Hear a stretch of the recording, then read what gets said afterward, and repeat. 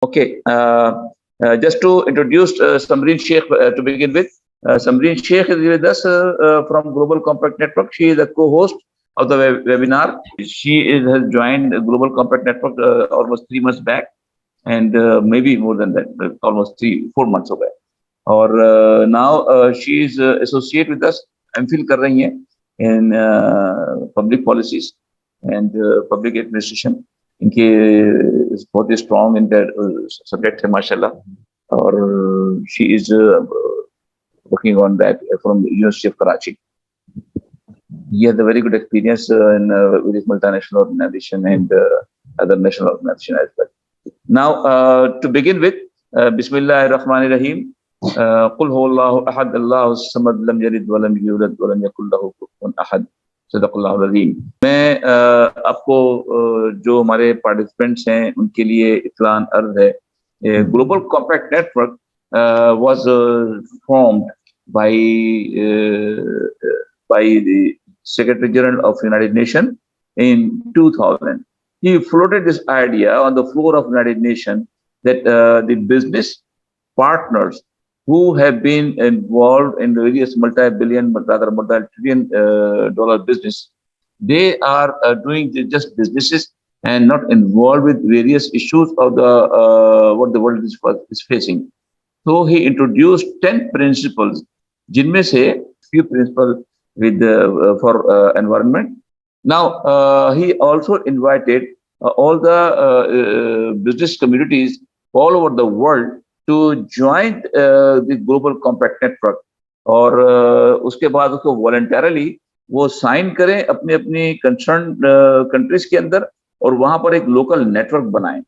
Then this concept came to Pakistan in 2005, and in Pakistan we were able to engage almost 120 plus organization who signed and opted the concept of Global Compact Network, and they became member of Global Compact Network in Pakistan. And then they promised, they volunteered to make progress in those 10 principles. Means for giving the rights to labor who are working in their organization, and helping out the humanity by signing the various MOUs for human rights, and protecting the environment in their organization, and using their operation to protect the environment. And also they signed the principle of anti-corruption, that they will not be involved in any kind of corruption whatsoever, maybe within Pakistan.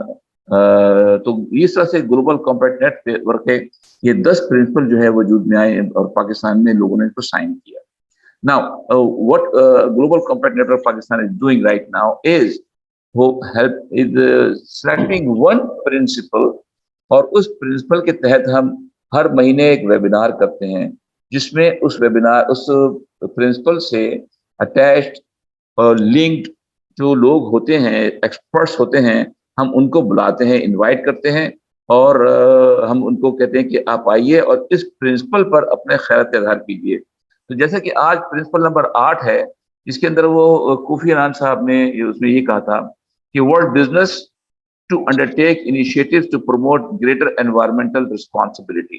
तो हमने आज के topic में ये mention करना है कि what are the initiatives जो ग्रेटर एनवायरमेंटल रिस्पॉन्सिबिलिटी को प्रमोट करे और बिजनेसेस उसको हेल्प करें प्रमोट करने के लिए.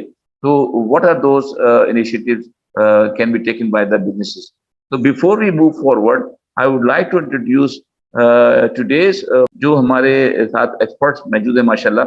एक उनमें सबसे पहले जो मौजूद हैं वो हैं हमारे जनाब मिस्टर अहमद भट्ट साहब. He had 17 plus years of experience working in the textile and RMG sectors.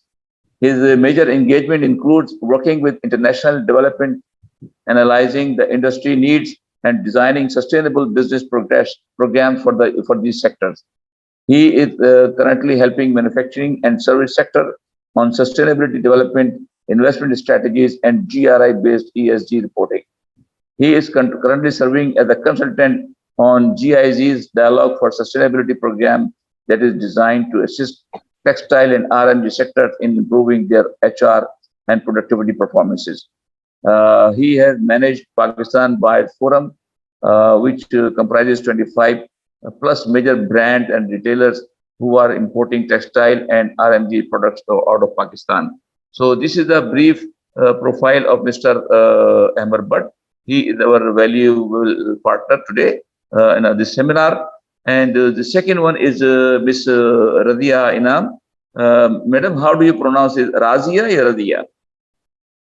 Razia. Razia Inam. Okay, thank you. So, Miss Madam Razia Inam Anam, sorry for that. Miss Razia Anam, she is working as a sustainability lead with the Yunus Textile Mills Limited. She is responsible for taking care of and managing sustainability department at Yunus Textile Mills Limited. She is an energy and environment graduate and also hold a master degree from Zabis University, Karachi. Ms. Anam, she started her career from an NGO as an executive to join as a joint secretary, core member in Karachi. She has over 8 years of experience in strategy development, sustainability, innovation. She is now leading net zero certification and awarded for the best environmental sustainability and innovation award at the international conferences. She is certified climate leader, water specialist, and EMS lead auditor. Wow, wow, mashallah, mashallah. So we both people are really they have got remarkable background and very much appropriate to today's topic. So before we will move forward, can I ask to give it a chance to Ms. Razia Anam to say something briefly on this topic, what we are having today. So then we will move on toward the question answer session. So Ms. Razia Anam, please go ahead. Over to you. Okay, thank you, Mr. Akram and UNGC team for having us today. So I think that this is a very great conversation regarding the Principle 8 environment, because environment is now a very hot topic nowadays, because we are seeing the climate changes, we are seeing a lot of differences simultaneously each year. And that's the main concern. Everyone is working with respect to the net zero 2050 goal, how we have to mitigate the challenges we are discussing. We are developing the strategies. We are working in different areas. So I think the main part is to do something. We have a roadmap. We have to figure out where we are lacking, because Pakistan have some challenges, natural challenges, as well as the technical challenges which we are facing, because climate is we are the first country who hit by the climate change. And I think this is the main reason why Pakistan is focusing on initiatives. Companies are more focusing how we can do something better in terms of to save the environment and to give better with respect to emissions and on the environment. Thank you. Okay. Over to you now, Mr. Ahmed Butt. Maybe would you like to say a few words to begin with, Mr. Ahmed. Thank you, sir. Assalamu alaikum ji, everyone. मेरे ख्याल से topic जो हम लोगों ने select किया है, it's relevant topic to the need of the hour as well, because जब हम लोग बात कर रहे होते हैं एडिशनल रिस्पॉन्सिबिलिटीज की जो बिजनेसेस के ऊपर है इस वक्त, देखिए बिजनेस एज अ बिजनेस हम लोग सिर्फ प्रॉफिटेबिलिटी की बात कर रहे होते हैं, ठीक है. We are not mostly caring about what is happening outside our boundary. हमें सिर्फ ये कंसर्न होता है कि हम हमारी बाउंड्री के अंदर क्या हो रहा है. तो आई थिंक ये जो 8th प्रिंसिपल है इसका, that is talking about taking extra responsibility on environmental initiatives. I think इसमें हम लोग ज्यादातर हमें बात करनी चाहिए आउट ऑफ द बाउंड्री के, ठीक है. हम लोग आज डिस्कस करेंगे, आई थिंक जो हमारे क्वेश्चंस आंसर डिजाइन किए हुए अकरम साहब ने, we will be discussing those questions, और हम लोग इन डिटेल देखेंगे कि हम लोग कहाँ पे बिजनेस के तौर पे किस तरह कहाँ पे कंट्रीब्यूट कर सकते हैं. Alright, okay. Now should I start posing the question, लेकिन मैं आपसे कहता हूँ कि बराए मेहरबानी इसको जैसे ही आप इसको आसानी समझते हैं, प्लीज, चाहे समझते हैं इंग्लिश में जवाब देना, आप इंग्लिश में जवाब दे दें. आप लोग समझते हैं उर्दू में जवाब देना, उर्दू में जवाब दें. It's all up to you. तो काइंडली इसमें हमारे पास आप feel free to whatever you want to say on the first question is बराए मेहरबानी elaborate करें on some of the current environmental challenges the business in Pakistan is facing and why those challenges are important for businesses to take greater responsibilities in addressing them. Now, if you have any idea about that, so kindly please जो current environmental challenges हैं पाकिस्तान में इस वक्त, so let us know those challenges to begin with, please. So anyone of you two can answer the question. और अगर चाहते हैं आप दोनों सवाल का जवाब दोनों चाहते हैं जब देना तो वन बाय वन आते थे. तो Enver Bhatt, first to you, over to you now. Please go ahead. So business की हम जब बात करते हैं कि चैलेंजेस बिजनेस को क्या हैं, तो मेरे ख्याल से हमें देखना चाहिए पहले कि पाकिस्तान को क्या चैलेंजेस है एज अ कंट्री. ठीक है, कि पाकिस्तान में ही हम बिजनेस रन कर रहे हैं. ठीक है, तो पाकिस्तान में अगर हम इस वक्त देखें तो फिंगर टिप्स जो हमारे जो चैलेंजेस है, वो एक तो है वाटर स्कार्सिटी का है. ठीक है, फिर हमारे पास एयर पोल्यूशन की हम बात करते हैं, वेस्ट मैनेजमेंट की हम लोग बात करते हैं और डिफॉरेस्टेशन की हम लोग बात कर रहे हैं. ठीक है, अब जब हम एयर पोल्यूशन की बात करते हैं तो ये कहाँ से आ रहा है हमारे पास? ये फॉसिल फ्यूल जो हम लोग बर्न कर रहे हैं पावर जनरेशन के अंदर, वहां से आ रहा है. फिर ट्रांसपोर्ट में हम लोग यूज कर रहे हैं, फिर इंडस्ट्रियल प्रोसेसेस जो हम लोग रन कर रहे हैं वहां से ये फॉसिल फ्यूल के थ्रू जो एयर पोल्यूशन क्रिएट हो रहा है वो हो रहा है. फिर अगर हम पंजाब में देखें तो जो रेजिडुअल क्रॉप्स होती हैं वो वहां पे जला रहे होते हैं, तो उससे वहां पे स्मॉग का एक फिनोमेना क्रिएट हो जाता है जो काफी हैजर्डस है for the health of for public health. वहां पे जो लोग रह रहे होते हैं, जब भी वहां पे गवर्नमेंट को हफ्ते की छुट्टियां भी देनी पड़ती हैं. फिर जब देखें कि वाटर स्कार्सिटी की जब हम बात करें तो अनफॉर्चुनेटली पाकिस्तान एक ऐसा मुल्क है जहाँ पे पॉलिटिकल विक्टिमाइजेशन तो हुई है जिसकी वजह से पाकिस्तान को नुकसान हुआ है. ठीक है, Pakistan has not been able to tap its fresh water. जब फ्रेश वाटर हमारे पास सारा हम लोग ड्रेन कर रहे हैं समंदर के पानी के अंदर, और फिर उस पर जुल्म हम ये करते हैं कि हमारा जो सब सॉइल वाटर है वो भी हम धड़ल्ले से निकाले जा रहे हैं. ठीक है, विदाउट कंसिडरिंग के जो हम पानी सब सॉइल से निकाल रहे हैं उसका जमीन के ऊपर क्या इम्पैक्ट आएगा. ठीक है, जब जमीन ही आपकी खराब हो जाएगी तो फिर इस समय टेक्सटाइल सेक्टर की बात करता हूँ, तो textile sector is very much dependent on the crops that are being produced in Pakistan. तो पाकिस्तान के अंदर जब पानी ही नहीं होगा तो क्रॉप्स कहाँ से आएंगी. ठीक है, textile is a major exporter sector in Pakistan. तो Pakistan will already facing, Pakistan को आप देखेंगे कि अभी ऑलरेडी पाकिस्तान ने बहुत सारे चैलेंजेस फेस किए हैं. अभी एक्सेसिव रेन की वजह से फ्लड्स पाकिस्तान में आए, उससे हमारी बहुत सारी क्रॉप्स खराब हुई. ठीक है, फिर अब देखें ये तो वो चैलेंजेस हो गए जो पाकिस्तान को हैं. इसकी वजह से बिजनेसेस को क्या एक्शन लेना पड़ेगा. देखिए बिजनेस के ऊपर एक एडिशनल रिस्पॉन्सिबिलिटी आ गई है यहाँ पे कि एज अ बिजनेस एक्शन क्यों लेगा. अगर हम बात करते हैं कि बिजनेस को बियॉन्ड बाउंड्री सोचना है तो क्यों सोचेगा बिजनेस, क्योंकि बिजनेस तो अगर हम देखें तो at core is for profitability. ठीक है, तो बिजनेसेस को अगर हम देखें तो बिजनेस की ऑपरेटिंग कॉस्ट बहुत ऊपर जा रही है. हम लोगों ने एक प्रोजेक्ट स्टार्ट किया था 2009 में सस्टेनेबल डेवलपमेंट के ऊपर. उसमें हम लोगों ने we were promoting sustainable development practices in the textile sector. और 2009 में no one was listening to us कि हम जो एनर्जी एफिशिएंसी की बात कर रहे हैं, रिसोर्स एफिशिएंसी की बात कर रहे हैं 2009 में, वो क्यों कर रहे हैं. बिकॉज उस वक्त हमारी कॉस्ट ऑफ प्रोडक्शन बहुत लो थी. मगर अब वही एक्सपोर्ट सेक्टर आप कोई भी उठा के देखें, इंडस्ट्री एक्सपोर्ट सेक्टर की जो भी है वो it can not survive without resource efficiency because they know the importance of environmental initiatives that they are taking. एक तो उनकी रेपुटेशन उसकी वजह से अच्छी होती है. जब रेपुटेशन अच्छी होगी तो जो brands and different they prefer those industries that are already working on environmental initiatives. और इंडस्ट्री ऑल्सो अंडरस्टैंड कि अगर फर्ज करें एक एनवायरमेंटल इनिशिएटिव है कि हमने एनर्जी ऑडिट करवाया. ठीक है, एनर्जी ऑडिट का फायदा क्या हुआ, आपकी जीएचजी इमिशंस कम हुई, आपने लेस पोल्यूशन जनरेट किया.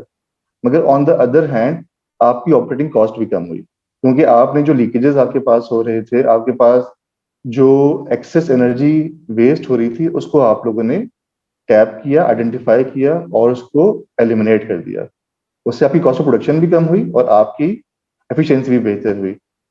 सिमिलरली बहुत सारे इनिशिएटिव है जो इंडस्ट्री ले सकती है अभी भी, और एक्सपोर्ट इंडस्ट्री तो ले रही है, मगर अब आई थिंक हमें जो फोकस हमारा जाना चाहिए वो उनकी तरफ जाना चाहिए जो हमारी एसएमई सेक्टर है, which is far behind as compare to export industry. I think Razia may add something into it as well. बिल्कुल बहुत सारी बातें बिल्कुल ठीक हैं. बस पाकिस्तान की कुछ चीजें ऐसी हैं जो इम्पैक्टफुल हैं और इम्पैक्ट हो भी रही हैं. इसमें एक बड़ा चैलेंज एक और हमारा वेस्ट मैनेजमेंट का भी है, जो कि कराची तो वेस्ट का is a big source and we can convert into energy. We know this, Pakistan की गवर्नमेंट को भी एनालिसिस है, but the action, the mitigation, इसका जो इम्पैक्ट है in terms of emissions, landfill, वो भी बहुत ज्यादा मेजर मेरे ख्याल से है. और इस पे बिजनेस का इम्पैक्ट भी इसी तरह से है. Now businesses are working towards how we can minimise this towards zero waste, और how we can taking action कि हम किस तरह से लें और फिर हम अपने कस्टमर को फैसिलिटेट कर सकें. Now where we are producing the product that is circularity पे है और उसका वेस्ट मैनेजमेंट का प्रोसेस ये है. सो this is the challenge I think I can add in here. मैं ये अर्ज कर रहा था कि जो बिजनेसेस को चैलेंजेस फेस हो रहे हैं इसके अंदर, तो अहमर ने पॉइंट आउट तो किया था business should go beyond their boundaries. Do you agree with it, with this comment Razia, कि बिजनेसेस को अपनी बाउंड्री से जो फोर वॉल के अंदर कर रहे हैं, बजाय थे कि वो कहने हमारा तो इससे कोई ताल्लुक नहीं है, बाहर पोल्यूशन क्या हो रही है, हम तो अपनी फंक्शन कर रहे हैं, हमने तो अपना सस्टेनेबिलिटी के लिए अपना बेहतरीन काम कर लिया. प्लांट में हमने मुख्तलिफ किस्म के जो वाटर को भी हम ट्रीट करके भेज रहे हैं, हम तो मिनिमम उस पर वेस्ट पे आ गए हैं. हमारे जो एनर्जी जो यूज इस्तेमाल कर रहे हैं, हमारे जो स्टैक से जो धुआं निकल रहा है वो बहुत ही साफ सुथरा निथरा हुआ धुआं है, निथरा हुआ पानी निकल रहा है. तो why should we bother? Do you agree with that? Yes, business should bother. Yes, I agree with this point. Business should bother because देखें, अब पहले कंपनीज और जो एक माइंडसेट था, एक लीनियर माइंडसेट था, कन्वेंशनल अप्रोच थी कि we are doing something, customer acknowledge, but customer is going beyond, so we have to do the proactive approach in terms of 3 pillars जो हैं, people, planet and profit. अब सिर्फ whatever we are doing internal वो हमारा better नहीं करता. Company या customer या वेंडर या कोई भी ऐसा जो एसोसिएट है कंपनी के साथ, whatever कंपनी प्रोड्यूस कर रही है, either from entire supply chain, either from raw material, कौन से सप्लायर्स हैं, ग्रीन सप्लाई चेन का पार्ट है नहीं है. So this is the evaluation. वो थर्ड पार्टी के थ्रू भी होती है, एश्योरेंस होती है, और we can represent in front of your customer to get more business opportunities.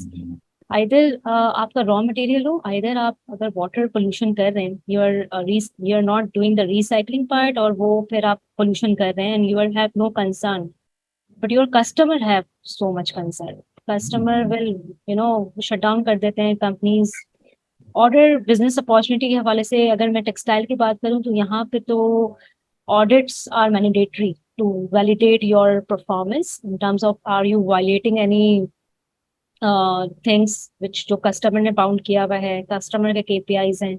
सो मेरे ख्याल से यहाँ पे अप्रोच ऑलरेडी एग्जिस्ट करती है, and I agree with this point कि हमें और उससे ज्यादा मिटिगेट करना है, बिकॉज नेट जीरो का कॉन्सेप्ट, इमिशंस, हम लोग बहुत सारी चीजों में रिएक्टिव अप्रोच लेकर आते हैं, तो हमें उस चीज को प्रोएक्टिवली करना है. बिकॉज क्लाइमेट क्राइसिस ऐसा नहीं है कि कोई नहीं देख रहा, एवरीवन इज सेइंग. और जिस तरह से अनएक्सेप्शनल हमें ऑल ओवर द ग्लोबली हमें जो दिखना, recent changes, still April है and we are seeing changes, and I think this is the first year जहाँ पे हम maximum changes देख रहे हैं. next couple of years में तो might be we will see a lot of changes. Now, अब इसमें जो मोर इम्पोर्टेंट एस्पेक्ट आती है वो है गवर्नमेंट का रोल. ये बताइए आप दोनों हजरात ने, आप इसको जरा बताएं कि गवर्नमेंट की जो रेगुलेशन हैं ये क्या पार्ट प्ले कर रहे हैं कि वो एनकरेज करें बिजनेस को कि वो मोर एनवायरमेंटली रिस्पॉन्सिबल बिहेवियर को इख्तियार हो जाए करें. ज्यादा रिस्पॉन्सिबल हो जाएं। क्या गवर्नमेंट, फेडरल गवर्नमेंट ने या for that matter provincial government ने, इधर पंजाब या सिंध वगैरह वगैरह ने आपको कोई ऐसे लॉज बनाकर दिए हैं, रेगुलेशन बनाकर दिए हैं, इसके नतीजे के अंदर उन्होंने कहा कि भाई ब्रिटिश जो है अपना ज्यादा एनवायरमेंटली मोर रिस्पॉन्सिबल बिहेवियर अख्तियार करें? तो can you please elaborate some examples on that? Razia साहब, आप शुरू कर लेते हैं दफा। अच्छा, मेरे as per my knowledge Pakistan में basically Islamabad is working, plastic ban कर रहे हैं। बल्दिस्तान में प्लास्टिक बैन हुआ, एक बहुत बड़ी अच्छी एग्जाम्पल है। And this is small areas जो हम मिटिगेट कर सकते हैं। कराची पॉपुलेशन एक बहुत बड़ा है, कराची के लिए itself policy, I don't think so कि यहाँ पे पॉलिसी इम्प्लीमेंटेशन वाला part I think missing element है। ऐसा नहीं है कि एग्जिस्ट होगा, but implementation and strategy, I think visibility का थोड़ा सा मुझे लगता है कि we need to focus on the policy and strategy visibility part. ये मेरा थोड़ा सा इस पे फीडबैक है regarding every aspect of the environment, either waste, water, global warming. I think Mr. Ahmed can add more in this. तो आपके ख्याल में ये एक सप्लीमेंट्री क्वेश्चन है राजिया साहब, ये आपने बात की कराची में जो इशू है वो इम्प्लीमेंटेशन का इशू है। इसका मतलब है कराची में ऐसे कवानीन बने हुए हैं जो प्लास्टिक के बैग्स को बैन करते हैं। Am I right or wrong? नहीं, मेरे ख्याल से वेस्ट का there are a lot of NGOs are working, not government support, they are working own. वो वेस्ट कलेक्शन पॉइंट्स करते हैं, वेस्ट कलेक्ट कर रहे हैं, and then they are working separately. Companies जो ऑलरेडी वेस्ट वेंडर्स हैं, अगर मैं सिर्फ वेस्ट की बात करूं तो they are collect approve vendors and they are going, SEPA approve हैं, गवर्नमेंट की इन्वॉल्वमेंट है। But you know we don't know the exit point, either they are part of the recycling, reusing, maximum होता है, but the assurance part is still missing, the verification part is missing. वैसे कराची में तो कम से कम आपका जो support करने वाला एक फैक्टर है वो अवानी है, जो आपके कचरा चुनते हैं बेतहाशा, और उसके अंदर से समझ लें आप, if I am not wrong, कोई 30% से 40% कचरा चुनकर वो अपनी चीजें निकाल लेते हैं। प्लास्टिक की बोतल निकाल लेते हैं वो, आपके गत्ते के टुकड़े निकाल लेते हैं, दीगर चीजें निकाल लेते हैं वो, और बाकी जो है वो वहीं पड़ा हुआ होता है, सड़ा होता है, बदबू के मारे बुरा हाल होता है लोगों का। लेकिन वो अपने मतलब का कचरा निकाल के चुन लेते हैं। तो इसका मतलब ये हो कि तकरीबन 30 to 40% कचरा जो है वो चुन लिया जाता है before dumping in the dumping grounds. तो ये तो दैट इज वन एस्पेक्ट। लेकिन जो सेकंड एस्पेक्ट है वो आपका पोल्यूटेड वाटर भी है, जो हम हमारी इंडस्ट्रीज वन वे और अनदर कहीं ना कहीं कर रही है। जैसे फॉर एग्जाम्पल कुरंगी के मुताबिक इन्फॉर्मेशन ये है कि कुरंगी में जो बहुत सारी जो टैंकर्स हैं वो अपने पानी को डायरेक्ट भेज रही है समंदर के अंदर। बहुत कम टैंकर्स ऐसी हैं जो जिन्होंने प्लान लगा रखा है। तो SEPA, Sindh environmental protection agency, क्या इस मामले के अंदर कोई रोल प्ले करने के काबिल है, कर रही है या नहीं कर रही? सर देखें, जो सीपा ले लें, कराची सिंध के अंदर सीपा ले लें, पंजाब में पीपा ले लें आप, ठीक है, लॉ एग्जिस्ट तो करते हैं हमारे पास, ठीक है। हमारे पास अगर देखें तो there are clear guidelines from government कि हम लोगों ने किस तरह का पानी डिस्चार्ज करना है, कितने ट्रीटमेंट की बात करना है, और जो पानी हम डिस्चार्ज कर रहे हैं उसकी क्या क्या प्रॉपर्टीज होनी चाहिए, ठीक है। सेकेंडली सिंध जो है इस, मैं कहूँगा कि कुछ लॉ डेवलपमेंट के अंदर पंजाब से आगे है। अच्छा, इसका मतलब ये नहीं है कि इम्प्लीमेंटेशन में भी आगे है, ठीक है। लॉ तो सिंध में बहुत सारे बने हुए हैं। अब सिंध के अंदर हैजर्डस वेस्ट की हैंडलिंग और डिस्पोजल के भी लॉ बने हुए हैं, ठीक है। अभी आपकी नज़र से खबर गुजरी होगी कि पिछले दिनों एक इंसिडेंट हुआ था कि अनकंट्रोल्ड उन्होंने बर्निंग की थी हैजर्डस वेस्ट की, नियर किमाड़ी साइड पे उन्होंने की थी, जहाँ पे बहुत सारी पॉइजनस गैस की वजह से कुछ वहाँ पे लोगों की डेथ भी हो गई थी, ठीक है। तो उसके बाद अभी सिंध गवर्नमेंट ने जो सीपा है, उन्होंने अभी एक नोटिफिकेशन निकाला है जिसपे उन्होंने कहा है कि जो भी उन लोगों ने पहले एनओसीज दिए हुए थे ऑर्गेनाइजेशन को जो हैजर्डस वेस्ट की डिस्पोजल के अंदर अप्रूव थी, उन्होंने बहुत सारी ऑर्गेनाइजेशंस के लाइसेंसेस कैंसिल कर दिए हैं। और अभी चंद ऑर्गेनाइजेशन ऐसी बची हैं जहाँ पे जो अब through fair mean hazardous waste को डिस्पोज कर रही हैं, ठीक है। अब इसमें देखिए बिजनेस की क्या रिस्पॉन्सिबिलिटी है। अब बिजनेस, हम वहीं पे आ जाते हैं कि बिजनेस कॉस्ट सेविंग को हम लोग देख रहे होते हैं, ठीक है।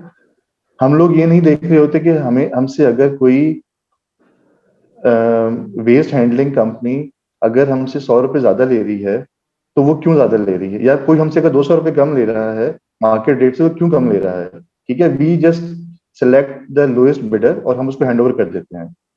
इस सिनेरियो की वजह से बहुत सारी इंडस्ट्रीज सील भी की हैं, सिंध जो सीपा है, क्योंकि वो ऐसे वेस्ट हैंडलर्स को वेस्ट अपना हैंड ओवर कर रही थी जो ऑथराइज्ड आइदर नहीं थे, या फिर उनके लाइसेंसेस कैंसिल हो गए थे, या फिर उन वो रजिस्टर्ड ही नहीं थे, जस्ट फॉर कॉस्ट सेविंग। इससे उन्होंने क्या किया कि बिजनेस ने क्या किया, बिजनेस किया कि इस पे लोगों की जो लाइफ है या पब्लिक हेल्थ है उसको उन्होंने खतरे में डाला ना। इसमें तो जी जी। ये तो क्रिमिनल बन गया डायरेक्टली, तो कि आप लोगों हम्म की जिंदगी को खतरे में डाल रहे हैं। हम्म लॉ तो एग्जिस्ट करती है मगर law enforcement does not exist. सही है, अगर आप कोई अगर इंडस्ट्री अपना वेस्ट वाटर ट्रीटमेंट प्लांट का जाके अप्रूवल लेती है सिंध गवर्नमेंट से या पंजाब गवर्नमेंट से, तो वो हमारी कंपनीज क्या करती हैं, हम वो डॉक्यूमेंट वहां से लेते हैं और अपनी फाइल में लगा देते हैं, ठीक है। उस डॉक्यूमेंट राइट। में लिखा हुआ होता है क्लियरली कि आपको हम अप्रूवल तो मिल रहा है मगर आपने इस अप्रूवल के अगेंस्ट इतने हजार दरख्त की प्लांटेशन करनी है, ठीक है। मगर हम वो तो नहीं करते।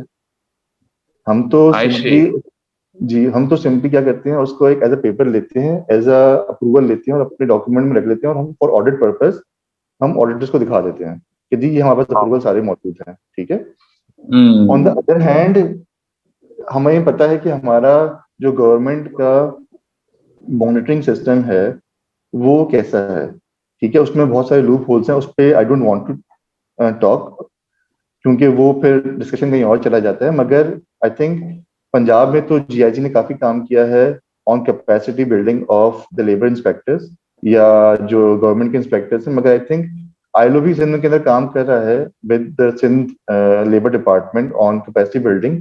देयर स्टिल सम गैप्स जहाँ पे अभी काम करने की जरूरत है ऑन द गवर्नमेंट पार्ट। ये तो वो है जो एग्जिस्टिंग स्ट्रक्चर है। जी अब जी। अगर हम बात करें उन इंडस्ट्रीज की जो इन्वेस्ट करना चाहती हैं एनवायरमेंटल इनिशिएटिव्स के ऊपर, why should do that, why should they do that. अच्छा, एक तो जो लिस्टेड कंपनीज हैं उनके पास तो एक क्लियर गाइडलाइन है, जो स्टॉक एक्सचेंज है उन्होंने 6 SDGs आइडेंटिफाई किए हुए हैं कि जी इन 6 SDGs के ऊपर आपने रिपोर्टिंग जरूर करनी है, ठीक है, जो लिस्टेड कंपनीज हैं। मगर जो अनलिस्टेड कंपनीज हैं या जो वो कंपनीज हैं जो एक्सपोर्टर्स नहीं है, ठीक है, उनके लिए कोई गाइडलाइन नहीं है। तो वो तो मेनली डिपेंड करते हैं गवर्नमेंट सब्सिडीज के ऊपर। अब मैं अगर अच्छा, एक एक बड़ा इंटरेस्टिंग डेवलपमेंट होने वाली है, क्योंकि हमारे पास जीएसपी प्लस स्टेटस पाकिस्तान के पास है, ठीक है। और हम्म जीएसपी प्लस स्टेटस की जो रिक्वायरमेंट है उसमें अभी कुछ चेंजेस आई हैं 2 साल पहले। अभी वो those changes will take over I think in next 3 to 4 years। उसमें जो सबसे इंपॉर्टेंट चीज है एनवायरमेंट से रिलेटेड, वो ये है कि जो गवर्नमेंट्स हैं they will now have to ratify, जो उन्होंने शामिल कर दिया रिक्वायरमेंट कि जो पेरिस एग्रीमेंट था 2015 का, अब government have to ratify those requirements in the Paris agreement as well. तो दिस मीन्स कि जो क्लाइमेट एक्शन है वो हमारे पॉलिसी फ्रेमवर्क में आ जाएगा। एट द मोमेंट खाली हमारी गवर्नमेंट की जो पॉलिसीज हैं, जो लॉज हैं, वो वेस्ट वाटर और हैजरस मटेरियल के ऊपर फोकस कर रहे हैं। मगर जो जीएजी एमिशंस हैं फॉर द इंडस्ट्री, वो भी इंशाल्लाह अगले कुछ सालों में I think there will be changes in the laws as well. अच्छा, हम लोग एक बात ये कर रहे थे, मैं ये बात कर रहा था कि government I think there is a need कि गवर्नमेंट जो है उन इंडस्ट्रीज के लिए जो फोकस कर रही है एनवायरमेंटल रिस्पॉन्सिबिलिटी के ऊपर, I think there is a need कि जिस तरह दुनिया भर में होता है कि टैक्सेशन में रिलैक्सेशन होती है, फिर उनको सब्सिडीज मिल रही होती हैं, फिर लोन, पहले पाकिस्तान में एक लोन था रिन्यूएबल एनर्जी के ऊपर जो एज आई थिंक 2% पे लार्जर स्केल इंडस्ट्रीज को मिल रहा था loan for the renewable energy implementation. अब वो भी खत्म हो गया नई गवर्नमेंट में आके। मगर I think low tariff loans की बड़ी जरूरत है हमारी इंडस्ट्री को, और इंसेंटिव्स की बहुत जरूरत है beside law development and enforcement. I see. मैं encouragement के लिए। ओके, लेकिन मैं आपके इस पे आऊंगा। मेरे पास जो आपने ये एक तो बात की थी मुझे ट्री प्लांटेशन के इशू की, जी सर। आपने ये फरमाया अमर साहब के businesses should plant trees, right? इस पर जरा थोड़ा एलोबरेट करें कि what the law is and how the business is responding. इसका मतलब ये लॉ बना हुआ है सर गवर्नमेंट देखिए, ने? लॉ नहीं बना हुआ है, लॉ नहीं बना हुआ है। लॉ अच्छा then, हमारे पास बना हुआ है वेस्ट वाटर। हमारे पास लॉ बना हुआ है कि हमें हर इंडस्ट्री जो वेस्ट वाटर ट्रीटमेंट प्लांट लगाती है उसको okay, पंजाब में हर 3 साल बाद एक एनओसी लेना पड़ता है, और सिंध के अंदर हर 1 साल बाद एनओसी अप्लाई करना, हर एलओसी लेना पड़ता है सीपा से सिंध के अंदर। सही है। फॉर वेस्ट वाटर और ट्रीटमेंट प्लांट। हाँ जी, और waste water treatment plant for handling of hazardous and for handling and storage and disposal of hazardous chemicals as well. ठीक है। इन दो चीजों अच्छा के अच्छा। लिए काफी क्लियर लॉज बने हुए हैं हमारे पास। मगर जो हमारे पास फर्ज करें, अगर मैं एक नई इंडस्ट्री लगाता हूँ तो इंडस्ट्री लगाने के लिए मैंने एक जनरेटर भी चलाना होगा, एक ईटीपी भी लगाना होगा, अगर अगर मेरे पास कोई वाटर प्रोसेसिंग है तो। जब मुझे गवर्नमेंट एक एनओसी देती है, नॉन ऑब्जेक्शन सर्टिफिकेट देती है, तो उसमें वो एक आप पे रिस्पॉन्सिबिलिटी डालती है बेस्ड ऑन द इलेक्ट्रिकल और थर्मल लोड जो आप लगाने वाले हैं अपनी इंडस्ट्री के अंदर। ठीक है। कि ओके, आप फर्ज करें आपका अगर 100 किलो वाट है, तो maybe they will ask you to plant 1000 trees. That I am not sure, मुझे कैलकुलेशन नहीं पता किस तरह कैलकुलेशन करते हैं वो लोग। ठीक है, परफेक्टली अगर ऑलराइट। हाँ जी, ये अगर आपकी ये जो कैपेसिटी आप 10 कह रहे होगी। हैं ये नए बिजनेस के लिए कह रहे हैं, राइट? नहीं नहीं नहीं, ये एग्जिस्टिंग के लिए भी है। एग्जिस्टिंग के लिए भी, एग्जिस्टिंग भी अगर करना चाहे जी तो वो उसको वो जी उतने number of tree regardless the quantity, जी जी। हम अभी बात कर रहे हैं कि उतने उनको बिल्कुल ट्रीज लगाने पड़ेंगे, लगाने बिल्कुल। चाहिए, राइट? लगाने ये बात हैं, है ना, ये उसमें लिखा लगाने है कि आपको हैं, लगाने हैं। बिल्कुल। वो ये नहीं कि वो रिकमेंडेशन नहीं होती है, वो कहते हैं कि आपने लगाने हैं। लगाने हैं, ठीक है, हाँ ओके जी। ओके ओके ओके, ठीक है। तो ये लेकिन इस पर काम नहीं हो रहा, मतलब ये पे काम आपके पास कोई ऐसा कोई डॉक्यूमेंट्री प्रूफ नहीं है कि जो इंडस्ट्रीज काम कर नहीं रही हैं, नहीं नए नए प्लांट लगा रही हैं, वो वाकईतन ऐसे ट्रीज की प्लांटेशन कर रही हैं या नहीं कर रही? जी, इस मामले नहीं में कहते। नहीं कर रही। सीपा हाँ नहीं देख पा रहा इस मामले के अंदर, या इसको, इसका मतलब अभी जो इससे पहले जो राजिया बात कर रही थी वो कि कराची में कम से कम या पाकिस्तान सिंध में कम से कम उनको वो नजर आता है, इसका इशू ऑफ द इम्प्लीमेंटेशन का इशू नजर आता है उनको पाकिस्तान में। वो टू सम एक्सटेंट ठीक है मेरा ख्याल है।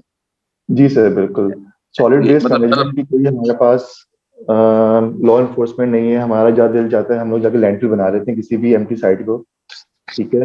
डेजिग्नेटेड हमारे पास लैंडफिल साइट्स नहीं है हमारे पास, जहाँ पे इंडस्ट्री जाके डिस्पोज करे अपना वेस्ट, सॉलिड वेस्ट जो है। और फिर आगे गवर्नमेंट के पास भी आई थिंक कोई रोड मैप नहीं है कि वो सॉलिड वेस्ट का करेगी आगे आके। कि जैसे आपने उनकी एग्जांपल दी अफगानियों की या अफगानियों की, कि वो आगे कचरा तो कलेक्ट करके ले जाते हैं, मगर जब आप उनको क्लोजली मॉनिटर करें तो वो उसमें से प्लास्टिक, पेपर और गत्ता अलग कर लेते हैं, और जी बाकी जी, वेस्ट कहीं जाके वो भी फेंक देते हैं। आपके घर के कहीं आसपास ही फेंका हुआ मिलेगा आपको वो, बाकी चीजें उठा हाँ के ले सही कह जाते रहे हैं। हैं। हाँ हाँ हाँ, सही है, बिल्कुल, you are right, you are right. ये ऐसा ही है, ऐसी ही सूरत हाल है। समरीन देयर, समरीन, आर जी यू सर। देयर? जी sir. Samir, are you interested to ask any question at the moment? Would you like to come in? Okay sir, it's a very insightful discussion that is going on, और काफी कुछ सीखने को मिल रहा है। और अभी जैसे बात हो रही थी कि गवर्नमेंट की तरफ से ऐसे कोई पॉलिसीज जो है कि नहीं ना बनाई जा रही हैं, और इम्प्लीमेंटेशन तो उसकी भी बहुत दूर की बात है। तो what do you think Aamir साहब के जो है कि businesses are doing to contribute के जो आपका एक इकोलॉजिकल फुटप्रिंट है हमारा, तो उसको मिनिमाइज करने के लिए बिजनेसेस अपने एंड पे क्या कर रही हैं?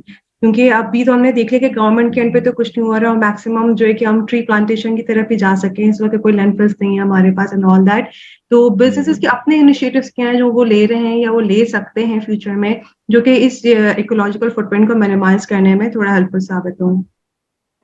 तो देखिए, जो टेक्सटाइल सेक्टर है ना, वो तो इट्स मेनली कस्टमर ड्रिवन। ठीक है। और जो ब्रांड्स टेक्सटाइल सेक्टर में काम कर रही हैं वो उन पे ऑब्लिगेशन लगा दी होती है कि उन्होंने अपना जो एनवायरमेंटल फुटप्रिंट है वो रिड्यूस करना है। ठीक है। ऐसा क्यों है? क्योंकि उन सब ने इंटरनेशनली अगर आप देखेंगी तो they are all part of United Nation Global Compact का पार्ट हैं वो लोग, ठीक है। सेकेंडली उन्होंने कार्बन डिस्क्लोजर प्रोजेक्ट के भी सिग्नेटरीज बने हुए होंगे। जितने भी इनिशिएटिव इंटरनेशनली अवेलेबल हैं, मेजर ब्रांड्स उन सब पे सिग्नेटरीज हैं, ठीक है। अब अगर हम किसी ब्रांड को उठा के देखते हैं तो उनका, जब हम कार्बन फुटप्रिंट की बात करते हैं, तो उनका जो मेजर फुटप्रिंट आता है वो उनकी सप्लाई चेन से आता है। सप्लाई चेन जो उस कंट्री में एग्जिस्ट नहीं करती, सप्लाई चेन जो mainly Pakistan, Vietnam, Bangladesh, India, Turkey, Sri Lanka, इन जगह पे एग्जिस्ट कर रही होती है, ठीक है। अब ये स्कोप 3 इमिशंस करा रही है उनकी। अब पाकिस्तान, इसकी वजह से क्या हुआ कि अब मैं अगर एक इंडस्ट्री में बैठा हुआ हूं, तो मैं अगर ना भी कम करना चाहूं अपना स्कोप 1 और 2, मुझे कम करना पड़ेगा अगर मैं किसी एक बिगर ब्रांड के लिए काम कर रहा हूं, क्योंकि उसने मुझ पर ऑब्लिगेशन लगा दी है कि अगर आपको बिजनेस चाहिए तो आपने 2025 तक इतने एमिशंस कम करने हैं, ठीक है। तो इस जो ब्रांड्स हमें टारगेट दे रही है इंडस्ट्री को, उनको अचीव करने के लिए फैक्ट्रीज क्या कर रही हैं? फैक्ट्रीज इनिशिएटिव्स ले रही हैं। किस तरह के इनिशिएटिव्स ले रही हैं? फर्स्ट के लिए मैं टेक्सटाइल इंडस्ट्री की बात करता हूँ, तो हमारे पास इलेक्ट्रिसिटी जनरेशन भी खुद कर रहे हैं हम लोग, और हम लोग स्टीम जनरेशन भी खुद कर रहे हैं, ठीक है। अब स्टीम जनरेशन के अंदर हमारे पास बॉयलर यूज हो रहे होते हैं। अब बॉयलर के अंदर जो फ्यूल यूज हो रहा है, वो अगर आप पंजाब में उठा के देखेंगे तो मेनली पहले कोल यूज हो रहा था, बहुत पहले नेचुरल गैस यूज हो रही थी, then they all shifted to coal और वुड। कराची के अंदर आप सिंध में देखें तो सिंध के अंदर नेचुरल गैस अभी भी मेजर कंट्रीब्यूटर है हमारी गैस जनरेशन के अंदर, ठीक है। या फिर अगर नेचुरल गैस की हमारे पास शॉर्टेज होती है तो वी यूज HFO यूज कर लेते हैं, या हम लोग डीजल यूज कर लेते हैं, या हम लोग कोई और फ्यूल यूज कर लेते हैं। अब इंडस्ट्री ने क्या किया कि पंजाब में they are shifting towards biomass. अब बायोमास से उनका कार्बन फुटप्रिंट काफी कम हो रहा है अगर आप उसको हम कोल से कंपेयर करें, सही है। सिंध के अंदर भी इंडस्ट्री आई थिंक शिफ्ट करना चाहती है बायोमास की तरफ, मगर यहाँ पे सप्लाई चेन का मसला है कि यहाँ पे जितनी बड़ी सप्लाई चेन शायद पंजाब में मौजूद है बायोमास के लिए, उतनी बड़ी सप्लाई चेन सिंध के अंदर मौजूद नहीं है, ठीक है। तो इसको फिर काउंटर करने के लिए फिर वुड या वुड चिप बॉयलर लगा रहे हैं हम लोग यहाँ पे। हम ऐसे बॉयलर लगा रहे हैं जहाँ पे जो ऐसे फॉरेस्ट की वुड पे चल रहे हैं जो फॉरेस्ट सस्टेनेबल हैं, या FSC सर्टिफाइड फॉरेस्ट होते हैं, जो ऐसे सर्टिफाइड फॉरेस्ट हैं जिसमें अगर आप वुड काट रहे हैं तो दे आर इंश्योरिंग कि आप उतना वुड आगे जाके फ्यूचर के लिए जनरेट भी कर रहे हैं, या और ट्री प्लांटेशन भी कर रहे हैं, ठीक है। एक इनिशिएटिव ये हो गया। फिर एक इनिशिएटिव ये हो गया कि हम लोग फ्यूल एफिशिएंट बॉयलर्स लगा दें। ये पहले अगर मेरा बॉयलर 0.78 मीटर क्यूब पे 1 टन स्टीम जनरेट कर रहा था, तो अब मेरा जो बॉयलर है वो 0.65 मीटर क्यूब ऑफ गैस पे स्टीम जनरेट कर रहा है, उतनी ही, ठीक है। तो this is about 17 to 20% energy efficient, ये फ्यूल एफिशिएंट बॉयलर हो गया, ठीक है। सिमिलरली जब हम जाते हैं इलेक्ट्रिसिटी जनरेशन की साइड पे, तो फ्यूल एफिशिएंट जनरेटर्स तो हैं ही, मगर अब हमारी इंडस्ट्री ने काफी इन्वेस्ट किया है सोलर के ऊपर, विंड के ऊपर। अगर आप देखेंगे तो हमारी इतनी बड़ी बड़ी इंडस्ट्रीज हैं, जिस तरह राजा जिस इंडस्ट्री को रिप्रेजेंट करती हैं, उसके अलावा जो होम टेक्सटाइल के और भी बड़े प्लेयर्स हैं, उन सब ने जमपीर के अंदर 50-50, 100-100 मेगावाट के विंड फार्म्स लगाए हुए हैं, ठीक है। उससे वो अपनी एमिशंस को न्यूट्रलाइज तो कर रहे हैं, मगर जो हमारा एक टारगेट है इंडस्ट्री का कि वो उन्होंने 2050 में जाके नेट जीरो अचीव करना है, वो उससे भी हम लोग काफी दूर हैं, क्योंकि वो एफिशिएंसीज के थ्रू ही हम लोग अचीव कर पाएंगे। तो इंडस्ट्री इन्वेस्टमेंट तो कर रही है, मगर आई थिंक इसमें गवर्नमेंट की सपोर्ट की बहुत जरूरत है कि हमारे पास इंटरेस्ट फ्री या लो इंटरेस्ट वाले लोन्स हमारे पास अवेलेबल नहीं है इंडस्ट्री के पास, वो अगर हमें मिल जाए, इंडस्ट्री को अगर मिल जाए। सिमिलरली ब्रांड ने बहुत सारे इनिशिएटिव चलाए हैं, ब्रांड्स हैव स्टेप फॉरवर्ड, वो अपनी इंडस्ट्री के जो है एनर्जी ऑडिट्स करवा रही है, इंडस्ट्री को लोन दे रही है, इंडस्ट्री पे इन्वेस्टमेंट कर रही है, ताकि इंडस्ट्री उनके बिहाफ पे मिशन कम कर सके। इस तरह की बहुत कम एग्जांपल्स हैं ब्रांड्स की, मगर आई थिंक इंडस्ट्री ने इटसेल्फ, जो आई थिंक पहले 2015-16 में कुछ इंसेंटिव गवर्नमेंट ने दिए थे, तो उस 2-3 साल के अंदर इंडस्ट्री ने काफी इन्वेस्टमेंट किया था रिन्यूएबल एनर्जी के ऊपर। तो ये 2-3 एरियाज हैं जहाँ पे फिर इसके अलावा ये तो वो हो गया जो हमारी जीएजी मिशन की बात हो गई। फिर हम लोग वाटर की बात करते हैं। तो वाटर के अंदर सिंध की इंडस्ट्री जो है वो अभी भी आगे है as compare to Punjab, because Sindh के अंदर पानी आपको खरीदना पड़ता है और पंजाब में पानी आपको सिर्फ पंपिंग कॉस्ट पे करनी पड़ती है।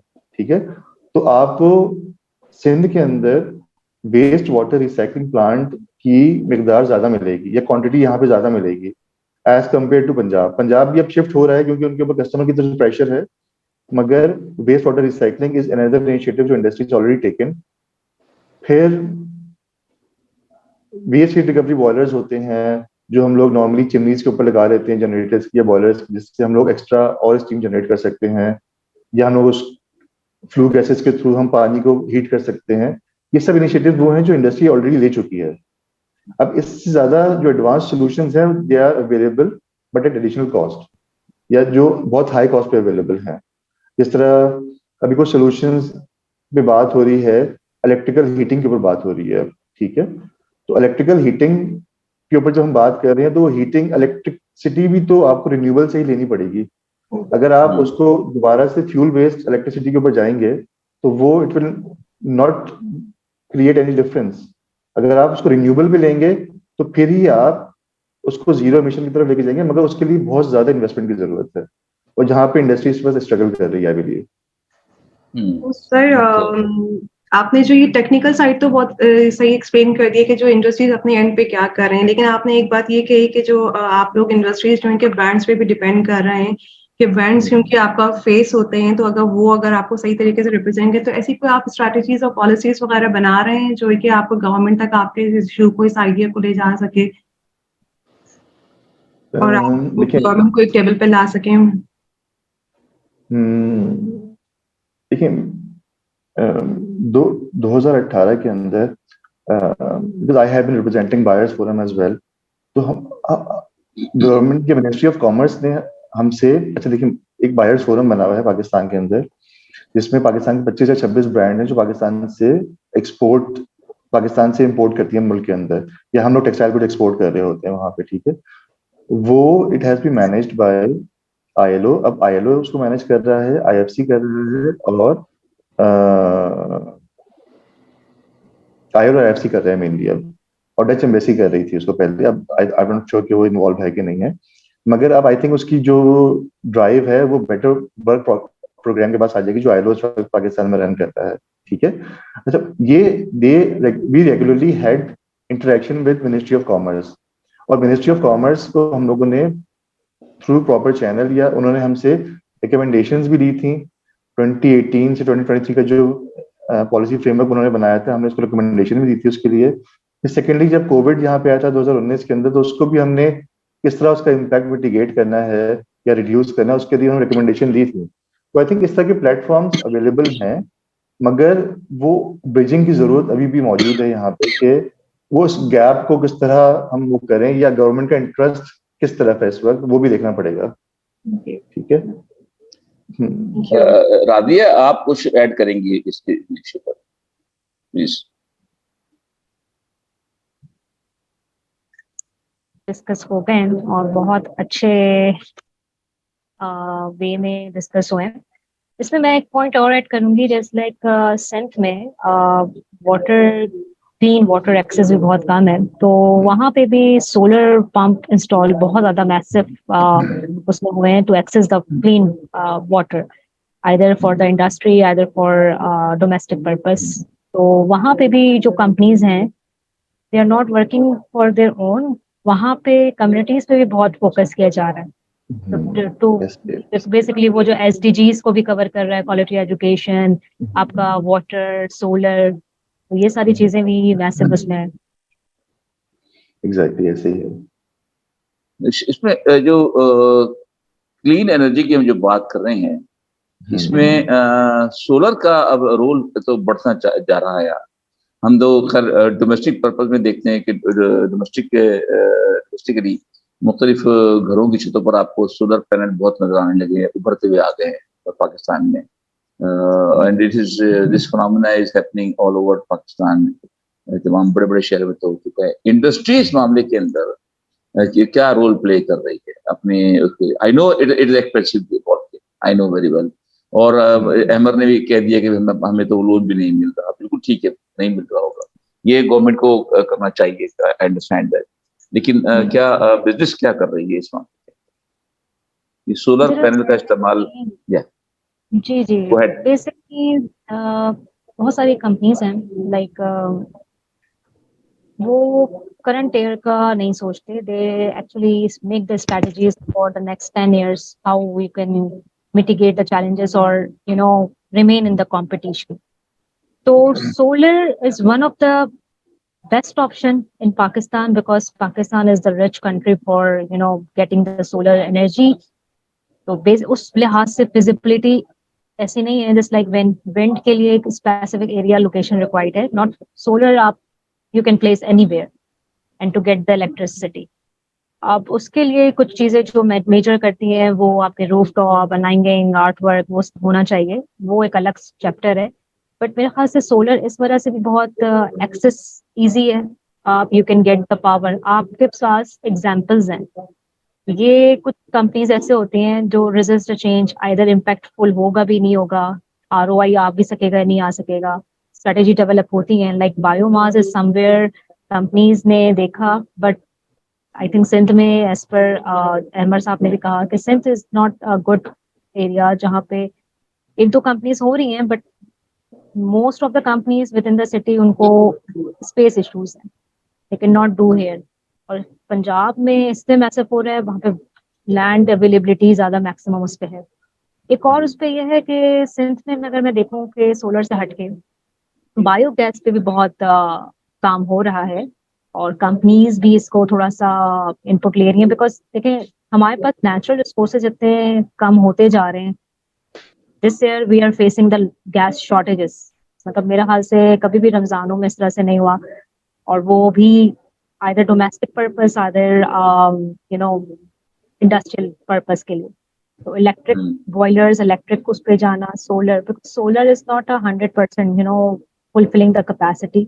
आपको इलेक्ट्रिक बॉयलर भी रिक्वायर्ड है, और एक एग्जेम्पशन भी आ रही है, लाइक कोल रिडक्शन के लिए कुछ कंपनीज यूज कर रही हैं, कुछ कंपनीज नहीं करती, कुछ कंपनीज के पास लाइन सेक्शंस बहुत हैं।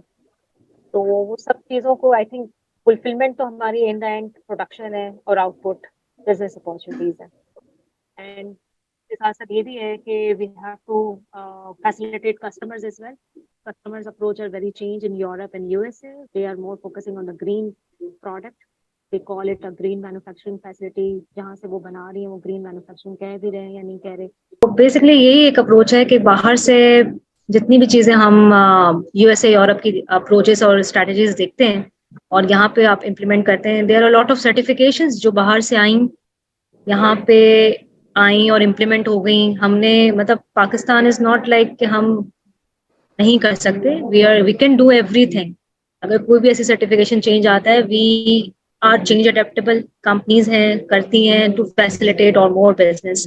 इससे मैं एक और पार्ट ऐड करूंगी, वी एक हमारी कंपनी की एग्जांपल है, we know linear production circularity पे बहुत बात हो रही थी, and what we have done, we collaborated with basically हमने एक रॉ मटेरियल ही एक आइडेंटिफाई किया that is made from the ocean pollution, और वो मेड मतलब वो बेसिकली उसको इनकॉर्पोरेट करने का मकसद ही ये था कि योर एवरी एस्पेक्ट आप प्रोडक्ट ही इतना बायोडिग्रेडेबल या प्रोडक्ट की लाइफ साइकिल ऐसी हो जाए that is a part of the circularity, not आप बनाने के बाद वेस्ट लैंडफिल का पार्ट ना बने। सो दिस इज द कॉन्सेप्ट जो एक सर्टिफिकेशन भी इसको क्रेडिट टू क्रेडिट कहते हैं, और इसमें हमारा बहुत ही ओल्ड स्टेटस को मिटिगेट और बेहतर भी कंपनीज हैं जो काम कर रही हैं। डायनामार is also working in it, but home textile में आपको वेस्ट के ऊपर बहुत ज्यादा सर्कुलरिटी स्ट्रेटजीज वगैरह इंप्लीमेंट करना, इसमें ऐसा भी नहीं है कि आपको लोकल सप्लायर्स और बाहर के सप्लायर्स को भी एजुकेट करना होता है, सप्लायर डेवलपमेंट का पार्ट भी इसमें आ रहा है।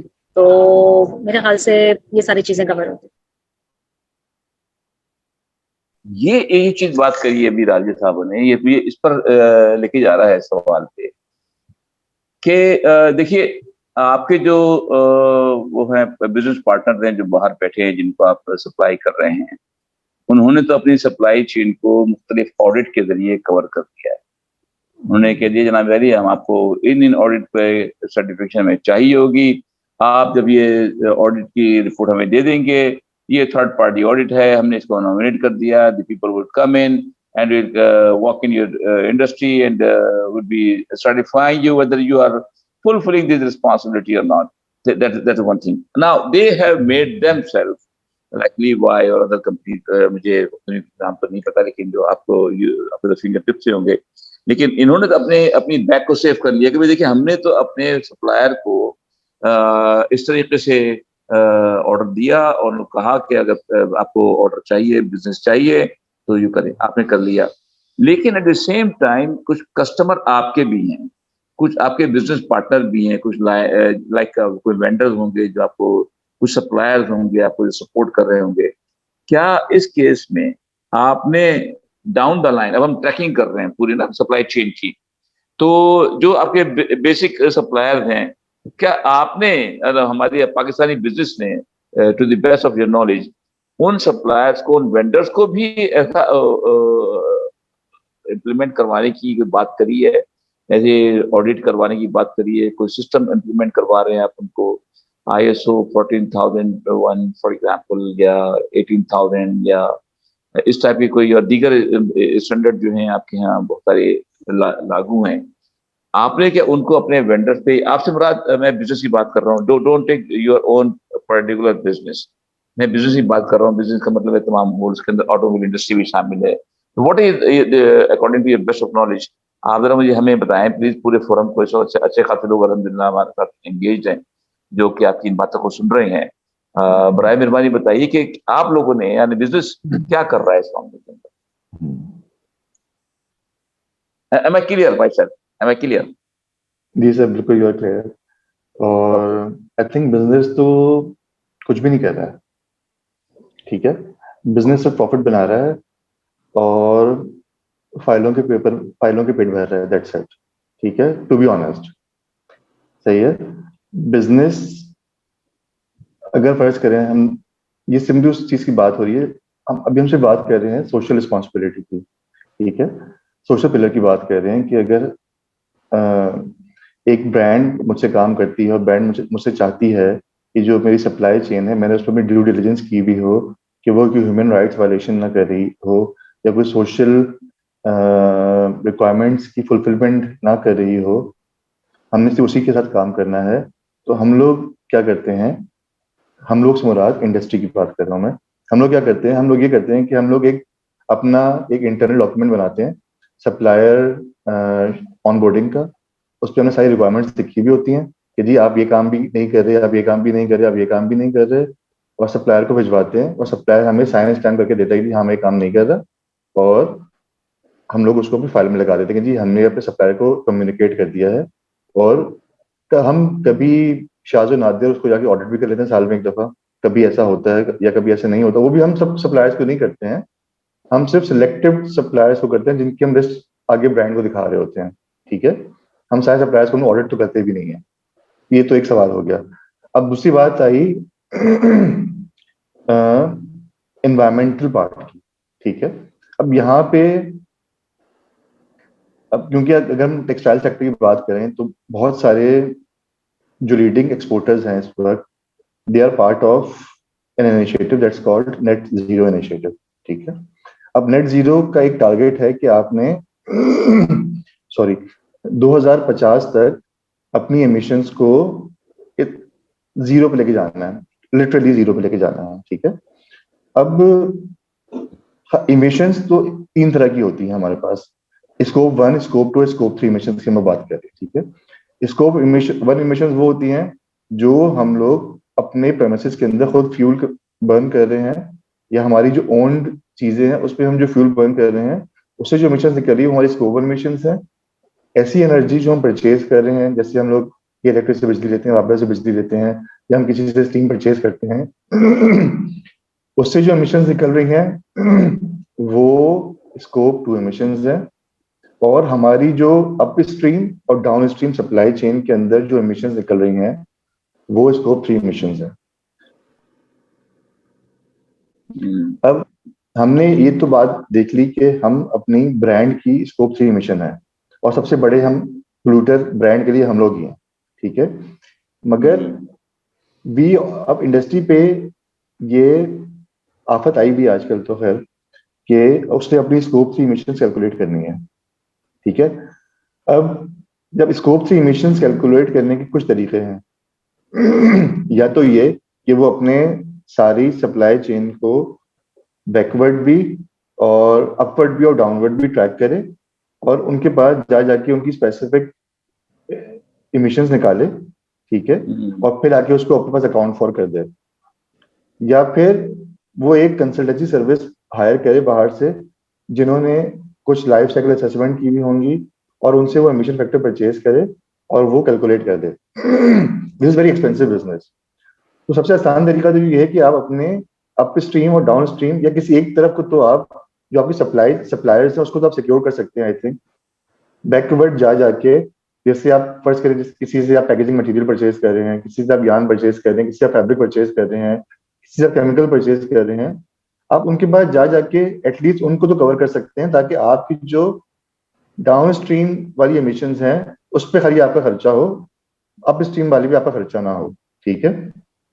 तो इंडस्ट्री ने अब तक कुछ किया नहीं है मगर इंडस्ट्री को करने की जरूरत पड़ रही है।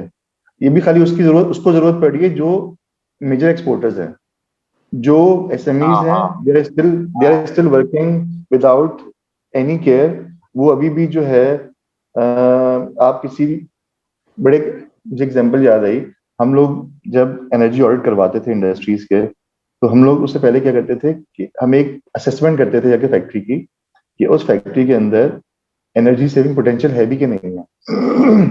तो वो एक बड़ी अच्छी फैक्ट्री पे हम लोग गए नॉर्थ कराची के अंदर, हम उनके ओनर से मिले, हमने कहा सर हम आप एक असेसमेंट करेंगे, अगर पोटेंशियल हुआ तो हम आपको ऑडिट कर देंगे, नहीं हुआ तो आपको ऑडिट रिकमेंड नहीं करेंगे। तो उन्होंने कहा सर कि मेरे पास तो कुछ भी आपको नहीं मिलेगा। वही जब हमने फैक्ट्री का विजिट किया तो वहां पे स्टीम लीकेजेस से पूरी फैक्ट्री भरी हुई थी, ठीक है।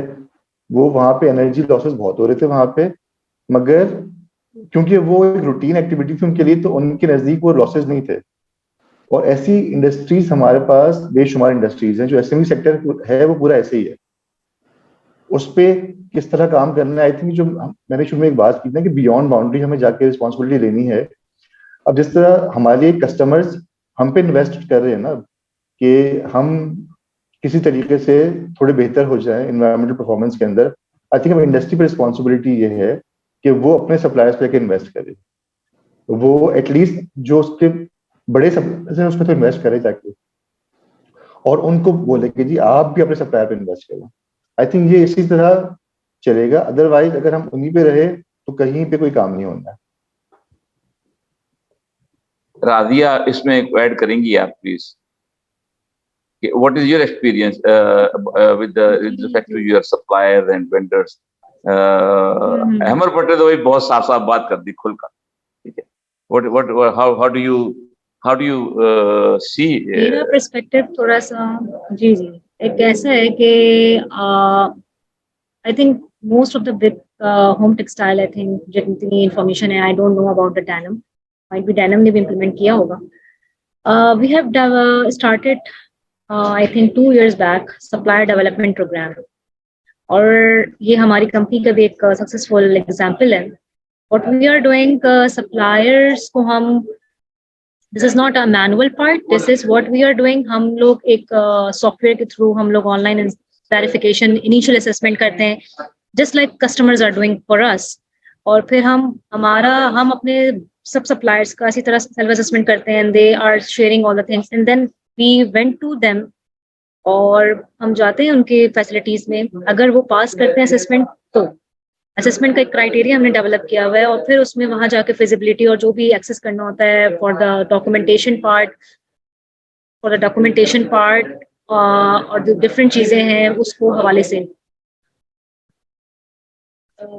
साइट विजिट वगैरह हम करते हैं, डॉक्यूमेंटेशन करते हैं। तो वो बस एक समझे कि विजिबल वेरिफिकेशन हम करते हैं। अगर नहीं होती तो हम एक इम्प्रूवमेंट प्लान और स्ट्रेटेजी भी शेयर करते हैं ताकि वो एक मिटिगेट और एक प्रॉपर चैनलाइज कर सकें। और हमने बेसिकली एक और पार्ट ये भी किया हुआ है, जस्ट लाइक एमर साहब ने शेयर किया कि स्कोप 3 वाला पार्ट जो कि emission up stream and down stream को कवर करता है, up stream is covering all the part, लेकिन इसमें एक चीज मैं और भी ऐड करूंगी कि ग्रीन इको फ्रेंडली जो सप्लाई चेन है, this is the main part.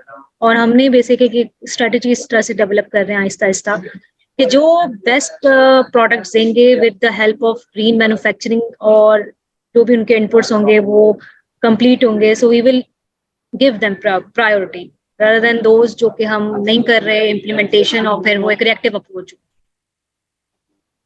तो ये ऐसा है।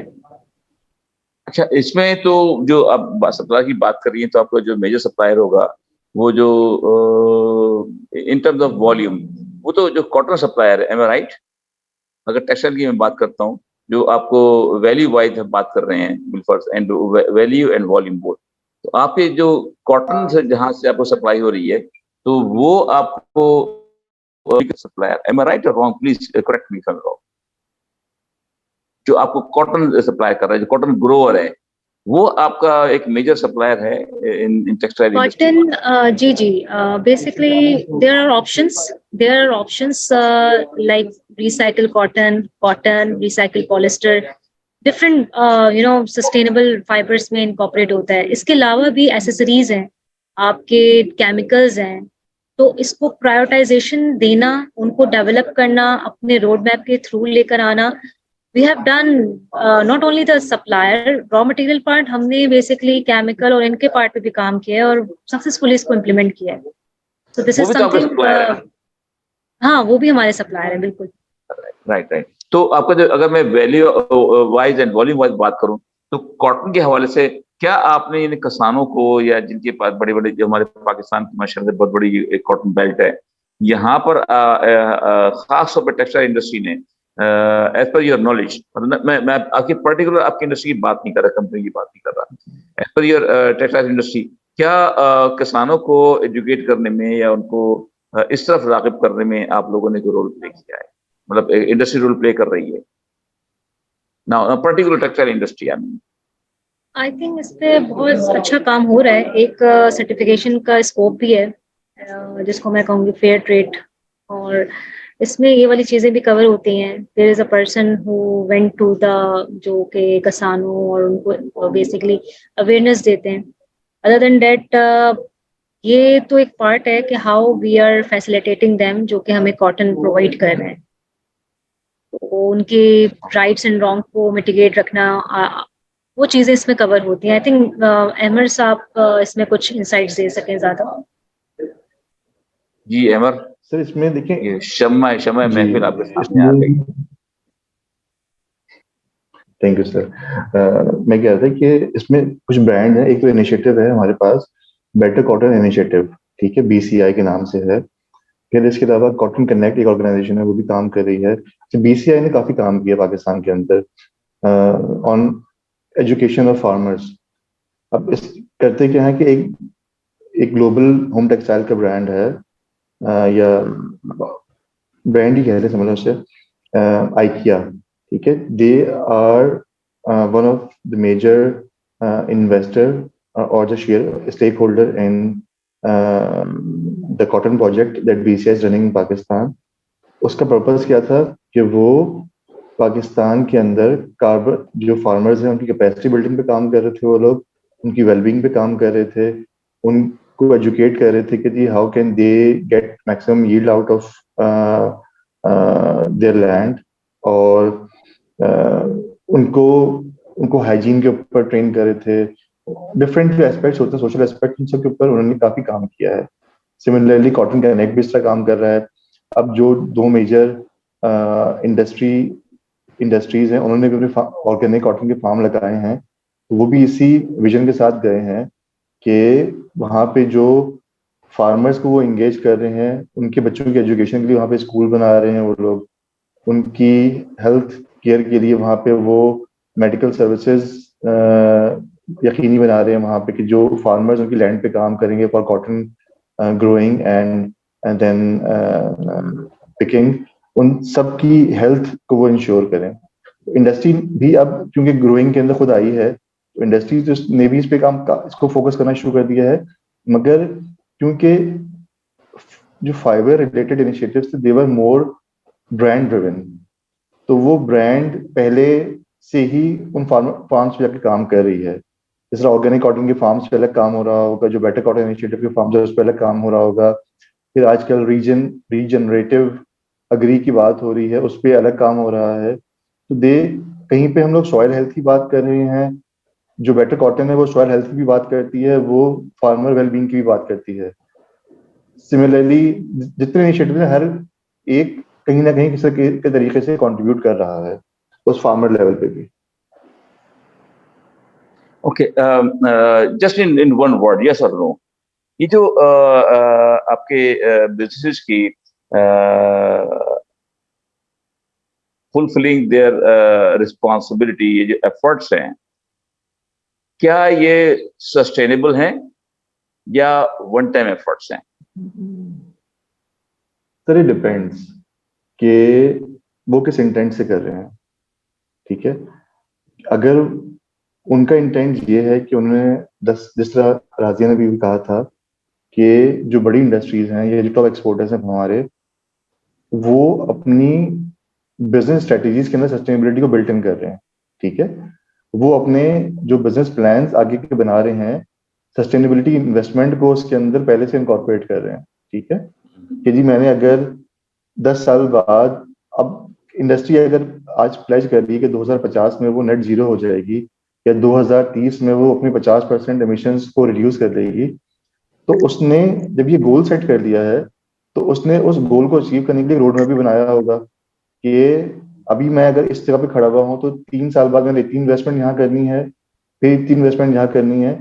ऐसी जो इंडस्ट्री है उनके तो सस्टेनेबल हैं इनिशिएटिव्स। ठीक है, मगर ऐसी इंडस्ट्री जिन्होंने देखा कि यार उन्होंने आज सोलर लगाया है 2200 किलोवाट, हम भी 200 किलोवाट लगा लेते हैं विदाउट डूइंग एनी होमवर्क या एडहॉक बेसिस पे उन्होंने इन्वेस्टमेंट की है, तो वो आई थिंक उनकी वन टाइम इन्वेस्टमेंट होती है और वो सस्टेन नहीं कर पाएंगे।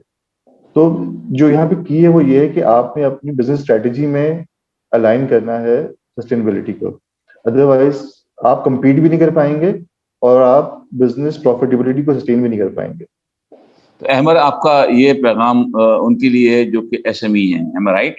क्योंकि जो ऐसी ऑर्गेनाइजेशन जिनके मेजर स्टेक होल्डर्स हैं वो बाहर बैठे हुए हैं, दे आर मल्टीनेशनल ऑर्गेनाइजेशन, तो वो तो बेसिकली वन वे और अंदर, मतलब आप भी मजबूर हैं या रादर फोर्स्ड हैं, या आपके पास ये जो लेवल ऑफ एजुकेशन इतना हाई हो गया है कि जिस नतीजे में आप कह रहे हैं नहीं यार ये अब चूंकि उन्होंने हमें एजुकेट कर दिया है लिहाजा हमें करना चाहिए, तो ये तो आप कर रहे हैं। लेकिन वो जो एसएमईज हैं जो सिर्फ विद इन पाकिस्तान एनवायरनमेंट के अंदर ऑपरेट कर रहे हैं, वो शायद अभी इस तरह से सस्टेनेबिलिटी की तरफ नहीं काम कर रहे हैं, राइट? देखिए, जो बड़े एक्सपोर्टर्स भी हैं ना, मैं उनकी बात भी करता हूँ कि दो माइंडसेट हैं। हम ये काम इस वजह से कर रहे हैं क्योंकि हमें ब्रांड कह रहा है, और हम एक माइंडसेट ये हो गया। ठीक है, तो ये हो गया कि डंडे पे कर रहा हूँ मैं, क्योंकि काम हम डंडे पे करवाते हैं, आपको पता है सस्टेनेबल कभी नहीं होता है। ठीक है, और एक काम ये होता है कि हम ये काम कर रहे हैं इस वजह से हमारे पास ब्रांड आगे काम हमसे करेंगी खुद ही, तो ये एक ग्रोथ माइंडसेट है जो सस्टेनेबल भी होगा आगे जाकर, आई बिलीव। ऑलराइट, रादिया इसमें कुछ कहना चाहेंगी, ऐड करेंगी रादिया? क्या ये वन टाइम एक्टिविटी या सस्टेनेबिलिटी देयर? क्योंकि मैंने देखा है कि अब माशाल्लाह से नया डेजिग्नेशन जो है ना वो सस्टेनेबिलिटी मैनेजर का और एग्जीक्यूटिव्स के और सीनियर पोजीशन पे भी has emerged specially in textile industry. तो coming back to the textile industry, क्या आपके यहाँ चलिए हो रहा है because you are buyer the multinational organisation, लेकिन वो जो एसएमईज हैं जो बेचारे लोकली ऑपरेट कर रहे हैं, क्या वो भी ये काम कर रहे हैं? यहाँ पे इम्प्लीमेंट हो रहा है। एसएमईज का सच फीडबैक नहीं दे सकती, लेकिन यहाँ पे लीडरशिप रोल एग्जिस्ट करता है, because the ownership, the accountability is drive from top to bottom, और फिर इंडिविजुअली जो एक्शंस ड्राइव होते हैं वो स्ट्रेटजी फुलफिलमेंट की तरफ है, because sustainability is a new thing, और इसमें इंडिविजुअल कैपेसिटी पे एक्शन हमें फुलफिल करवाना अवेयरनेस के साथ, वो एक डिफरेंट अप्रोच है, क्योंकि सस्टेनेबिलिटी इज नॉट जो एग्जिस्टिंग हमारी सिस्टम एग्जिस्ट करते हैं, सस्टेनेबिलिटी की अप्रोच थोड़ी डिफरेंट है। और आई थिंक यहाँ पे हर बंदे को अवेयरनेस देना, बेसिक अवेयरनेस, आइदर वो कंपनी में हो, बाहर हो, कहीं भी हो, he has to do, या उसको वो काम सही करना चाहिए। Samreen, over to you now. मैं तो बहुत ज्यादा बोल लिया। आप आदरा मैदान में आए please. Any question? Okay, miss राजी जैसे भी बता रही थी कि हम जो है कि स्कोप 3 पे किस तरीके से काम कर रहे हैं और फैसिलिटेशन किस तरीके से हमें कहाँ कहाँ से मिल सकती है। तो आई वाज थिंकिंग अबाउट के जो है कि बिजनेसेस जो हैं कि क्या दूसरी ऑर्गेनाइजेशंस और दूसरी इंडस्ट्रीज के साथ या डिफरेंट एनजीओ के साथ भी कोलैबोरेट कर सकते हैं अपने इन टारगेट्स को अचीव करने के लिए, जो आपके नेट जीरो के टारगेट्स हैं। इस बारे में प्लानिंग पॉलिसीज में बन रही हैं या बनी हुई हैं, या ये इन फ्यूचर को प्लान? बिल्कुल, मेरे ख्याल से net zero is a new chapter for here in Pakistan. तो इस यहाँ पे एक एनजीओ या मैं कहूँगी नॉन प्रॉफिट ऑर्गेनाइजेशन है जो एग्जिस्ट करती है, जिन्होंने सारी मेंबर्स को ऑनबोर्ड लिया और ड्राइव किया। Apart from that there are lot of local level पे भी है, कंसल्टेंसी भी है। एमर बट के पास ज्यादा इन्फॉर्मेशन इस पे होगी, क्योंकि वो लोग जीआरआई रिपोर्टिंग और स्कोप पे अवेयरनेस कंपनी को at this stage this year, because initial stage is to understand what is the emission and how you can accountable और data drive किस तरह से होगा, because very many of the organization अभी भी उस situation में है कि how they can evaluate that data and move forward करें towards the strategy development and all। तो ये मेरा feedback है। इसमें मेरे ख्याल से अमर बट की input होगा। अमर साहब, आप कुछ ऐड करना चाहें? जी, मिस राजी ने सही कहा। देखें, एक तो पाकिस्तान में तो अभी एक न्यू बिगिनिंग है पाकिस्तान के, तो ठीक है नेट जीरो, मगर इंटरनेशनल लेवल पर अगर आप देखें तो हम लोग कहीं ना कहीं जाके किसी मल्टी स्टेक होल्डर इनिशिएटिव का पार्ट जरूर हैं। ठीक है, जिस तरह इंडस्ट्री जो है एक असेसमेंट करवाती है, एसएलसीबी असेसमेंट करवाती है, फिर हम लोग फेयर ट्रेड, हमने अगर मिस राजी ने बात की सर्टिफिकेशन की, वो भी एक मल्टी स्टेक होल्डर इनिशिएटिव ही है। ठीक है, फिर बेटर कॉटन इनिशिएटिव है, वो भी एक एमएसआई है। आई थिंक ये फिर पाकिस्तान में अगर हम देखें तो WWF जो है बहुत सारे प्रोजेक्ट पे काम कर रहा है, एनवायरनमेंट के, वाटर पे बहुत काम कर रहा है, फिर वो आईएलओ के साथ एनर्जी एफिशिएंसी भी काम कर रहे हैं वो लोग, फिर इंटरनेशनल डोनर एजेंसीज बहुत सारी पाकिस्तान में काम कर रही हैं। तो आई बिलीव स्पेक्ट्रम तो बहुत बड़ा है यहाँ पे, और टॉपिक मैं इसको नया इस वजह से नहीं कहूँगा क्योंकि टोल्ड कि हम लोगों ने 2009 में इस पे काम स्टार्ट किया था। ठीक है, सस्टेनेबल डेवलपमेंट, मगर आई थिंक इंडस्ट्री को रियलाइजेशन अब हो रही है कि ये कितना क्रिटिकल टॉपिक है। ठीक है, मगर वो भी उसको जो एक्सपोर्ट ओरिएंटेड इंडस्ट्री है। मैं एक बात बार बार इस वजह से कर रहा हूँ कि हमारी जो अभी भी एसएमईज हैं, they are still far away from this concept के एनर्जी एफिशिएंसी क्या होती है या इससे हम पैसे बचा सकते हैं। जी, इसका मतलब ये हुआ कि देखिए हमारे पास ना एक लैक ये भी है, राइट प्लेस पे राइट बंदा, मतलब on job, as per the education, as per the knowledge. ये यहाँ पे वेरिएशन हर जगह है, इन द टेक्सटाइल हर जगह है। वो एक स्किल सेट और टेक्निकल अवेयरनेस का जो कॉन्सेप्ट है, why companies are coming outside से भी, एक्सटर्नल ग्लोबली आती है और हमें एजुकेट करती है, बिकॉज ये जो एक वेरिएशन हमारा यहाँ पे आता है एजुकेशन का, ये भी एक मेरे ख्याल से बैरियर है towards alignment of the way forward strategies. इसका मतलब ये हुआ राजिया साहबा कि जो ह्यूमन रिसोर्सेज का एक बहुत बड़ा स्लोगन है, right man for the right job at the right time and the right place, वो भी हमें कहीं ना कहीं इसके अंदर रिलेक्टनेस नजर आ रही है। लेकिन mostly what you are saying, जो मैं कंक्लूड करूं अगर अहमद की बात पर और आपकी दोनों की, कि वो एसएमई के पार्ट पर ज्यादा है, क्योंकि ये ज्यादा एक चैलेंजिंग असाइनमेंट्स है।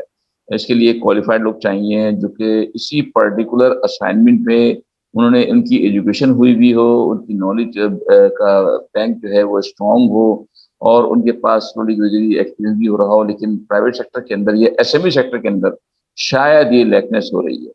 क्या मैं ये बात जुमला कहूँगा तो कमेंट्स होगा तो सही होगा ये जुमला, या वो भी कंपनियां हैं ऐसी जो कि मल्टीनेशनल को हमें वो सपोर्ट कर रही हैं, लेकिन और वहाँ भी ये सूरत हाल है, वहाँ कागज का खाना पूरी हो रही है, पेट भरा जा रहा है कागज का। ऐसा ऐसा वहां पर भी है या ज्यादातर सिर्फ एसएमई पार्ट पर है? Am I clear in my question? मैंने आपका क्वेश्चन मिस कर दिया, अब सॉरी शायद। ओके, मेरा कहना ये था कि जैसे आपने कहा कि अभी राधिया ने ये बात कही कि right man for the right job eight right time and right place का इशू भी है कहीं।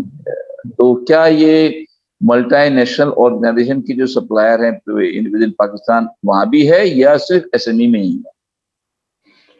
सर ये देखिए, ये इशू एग्जिस्ट तो हर जगह पे, एसएमई भी तो करेगा ही करेगा, क्योंकि एसएमई तो अभी इस रेस में है ही नहीं ना। हम बात करते हैं एक्सपोर्ट इंडस्ट्री की और एमएनईज की बात कर लेते हैं, ठीक है। एक्सपोर्ट इंडस्ट्री के अंदर और एमएनईज के अंदर आई बिलीव अभी एमएनईज माइट हैव फॉरेन ग्रेजुएट्स, ठीक है, जो एजुकेशन लेकर आए हैं वहां पे, मगर दे लैक एक्सपीरियंस, ठीक है। और अगर हम सिमिलरली अगर हम पाकिस्तान जो प्राइवेट सेक्टर की बात करें हम लोग यहाँ पे एक्सपीरियंस हमारे पास जो है हमारी अभी इंडस्ट्री या यूनिवर्सिटीज ने उन स्टडीज में ग्रेजुएट्स निकालना अभी रिसेंटली स्टार्ट किए हैं अभी, ठीक है। तो जब वो पहुंचेंगे किसी पे तो हेलो जी जी, मैं और सुन रहा हूँ बात। सॉरी, यस, तो मैं कहता हूँ private sector still need to invest on their human resource, कि वो अभी जो एक ट्रेंड है प्राइवेट सेक्टर के अंदर वो ये है कि वो अपने एग्जिस्टिंग जो वर्कर्स है, फॉर इंस्टेंस एनवायरमेंटल कंप्लायंस का एक बंदा है, ठीक है, उसको उन्होंने सस्टेनेबिलिटी का पोर्टफोलियो दे दिया विदाउट अपग्रेडिंग देयर प्रोफाइल, ठीक है। उनको एडिशनल एजुकेशन देने के से पहले उन्होंने उनको एक पोर्टफोलियो पकड़ा दिया कि आप इसके रिस्पॉन्सिबल हैं, ठीक है। तो इस ऐसे मौकों पे फिर क्या होता है कि वो जो एक्सपेक्टेड आउटकम है वो उनसे नहीं मिल पाती है, क्योंकि वो उस चीज पे पहले से ट्रेन नहीं थे। आप जब भी हम बात करते हैं कि जब किसी रोल को एक्सपेंड कर रहे होते हैं ना, तो हमें उसका नॉलेज बेस भी एक्सपेंड करना पड़ता है, और यहाँ पे इंडस्ट्री आई थिंक लैग कर रही है, और इंडस्ट्री को अभी समझने की जरूरत है कि they need to invest on their people if they want to achieve big. Okay, मैं आप दोनों हजरात अहमद भट्ट साहबा का, राजिया नम साहबा का बहुत शुक्रिया अदा करूंगा। हमने बड़ा इंटरेस्टिंग रहा ये टॉपिक भी, और हमारे पास ये बहुत ही सच्ची बात बताऊं कि सबसे ज्यादा पार्टिसिपेंट जो थे वो आपके इस वेबिनार में आए हमारे, और आई एम वेरी पॉजिटिव कि इन्होंने बहुत थैंक यू पार्टिसिपेंट्स। और अल्हम्दुलिल्लाह आप लोगों ने भी टाइम दिया, और टाइम ज्यादा लग गया, और हम समझ रहे थे कि हम 1 घंटे में पूरे टॉपिक को कवर कर लेंगे, लेकिन मुझे मालूम है कि शायद मैंने आपको आपके दीगर कामों से रोक दिया, रमजान का महीना है, लेकिन उसके बावजूद भी आपने जिस तंदही से हमारे सवाल का जवाब दिया है और माशाल्लाह प्रॉम्प्ट बात करी है, तो मैं शुक्रगुजार हूँ राजिया अनम साहबा का और अहमद भट्ट साहब का। मेरी कुलीग समरीन शेख का भी मैं शुक्रगुजार हूँ कि वो हमारे साथ रही हैं और सवाल की अपने, और then she played her role also. तो थैंक यू वेरी मच। इंशाल्लाह हमारा अगला सेशन जो है वो नेक्स्ट मंथ इंशाल्लाह मोर और लेस इन्हीं तारीखों में होगा, in the month of May, और वो भी अगेन एनवायरनमेंट से रिलेटेड ही है। तो maybe we would like you to come back on that, and before we would be letting you know in beforehand inshallah, and till then thank you very much, और हम आपको से इजाजत देंगे। तमाम पार्टिसिपेंट्स का जिन्होंने इसमें शिरकत की वेबिनार में, उनका शुक्रिया, और कि उन्होंने अपना टाइम लगाया, और आई एम श्योर के हमने कहीं ना कहीं बात जरूर कुछ लोगों की लिए फायदेमंद हुई होगी। यू नेवर नो कि आपके कौन कौन से जुमले, कौन कौन से इनिशिएटिव जो है लोगों को कहाँ उनके जज्बे को महमीज अता करते हैं और भड़का दें शौक को, और वो इस मामले के अंदर आगे बढ़ने की कोशिश करें। Anyone who wants to contact Ahmed Bhatt Sahaba and Radia Inam Sahaba, they can contact us and we will let you know their numbers, or maybe they can you can contact them directly to ask any question in your mind. Thank you very much. Very have a very good pleasant Eid Mubarak in advance to you all guys and ladies. Thanks a lot. Okay, from my end, Assalamu alaikum wa rahmatullahi wa barakatuh. Thank you. Thank you so Thank much, you, sir. sir. Thank Take you. care. Allah Hafiz. Allah